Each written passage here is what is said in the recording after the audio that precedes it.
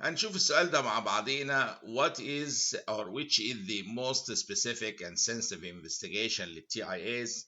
هو ال TIAs بصراحة ال Transient Ischemic Attacks عامة بتتشخص إلى حد كبير كلينيكالي، ولكن in general لو واحد يعني عاوز يعني يتيقن من وجود ثرومبس ايه الكوز في الارتري، ممكن نقدر نعمل له ايه MRI للبرين، بيجيب يعني دقائق وبدقة شديدة اني ارتري اوبستراكتد لاني ديجري. فالام ار اي للبرين بعدها نقدر نحدد بيه التضاريس والاناتومي والليجنز موجودة فين بالظبط والديجري والماجنتيود ايه بتاعها.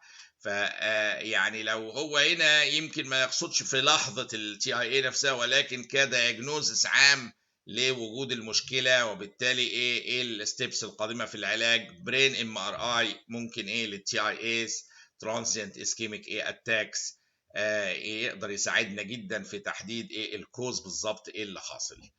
A 3-day old infant has his routine newborn check. You noticed blue and black macules on his back and buttocks زي الصورة دي. He was born by normal vaginal delivery and has been feeding well since birth. جميل، يعني كله ماشي تمام.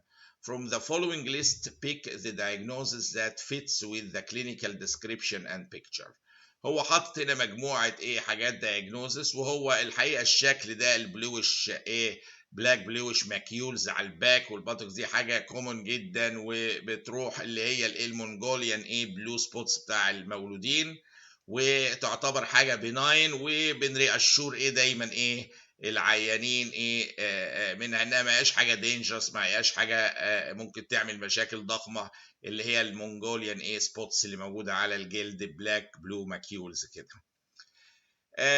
24-year-old G1P1 يعني gravida 1 وبارا 1 is being discharged from the hospital after an uncomplicated vaginal delivery. جميل.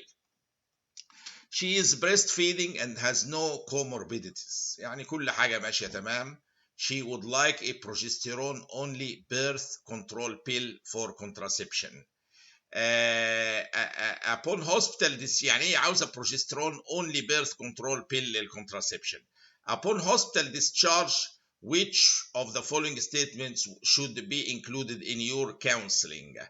الحقيقه اهم حاجه في الكونسلنج هنا ان انا اقول لهذه العيانه كلمه واحده، طالما هتستخدم بروجسترون اونلي بيلز دي مهمه قوي ايه ان انا اديها take the pill at the same time every day.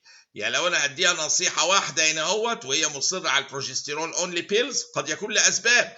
يعني في ناس بيبقى عندها مثلا حاله كانسر بريست في الفاميلي، كانت استروجين معتمده على الاستروجين، وبالتالي هي خايفه تاخد حاجه فيها استروجين، من حقها هتاخد بروجستيرون اونلي بيل، بس تاخد بالها ان في كل موعد كل يوم الساعه كذا بالدقيقه تاخد بالها انها تاخد البيل at the same time every day.